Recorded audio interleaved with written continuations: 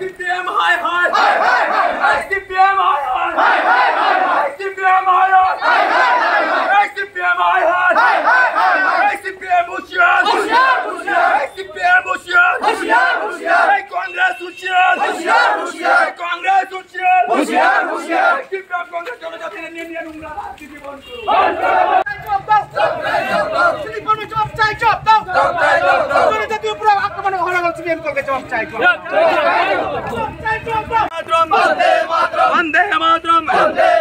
CPM কংগ্রেসের মিতালের রাজনীতি বন্ধ করো সিপিএম কংগ্রেসের মিতালের রাজনীতি বন্ধ করো জনজাতিদের উপর মিথ্যা অপবাদ দিয়ে ক্ষমতায় ফিরে আসতে দিচ্ছি না, দেব না।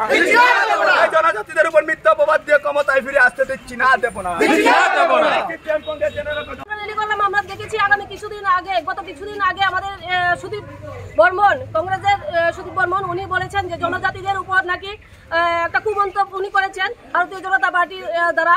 তো আমি এটাকে ধিক্কার জানাই এবং কমলপুর মন্ডল থেকে প্রত্যেক এলাকা থেকে জনজাতি ভাই বোনেরা এসেছেন, ওই জিনিসটা আমরা ধিক্কার জানাই। কারণ উনি যে রাজনৈতিক কৌশল ওনার কাছে এখন নতুনভাবে নিয়ে এসেছেন, উনি পারবে না বিজেপির উন্নয়নকে রুখতে, তাই এখন উনি রাজনীতি করছে জাতি নিয়ে, জনজাতিদের উপর আক্রমণ করেছে, গুচ্ছা রটাচ্ছেন উনি। তো ওনার এই মন্তব্যকে আমরা ধিক্কার জানাই।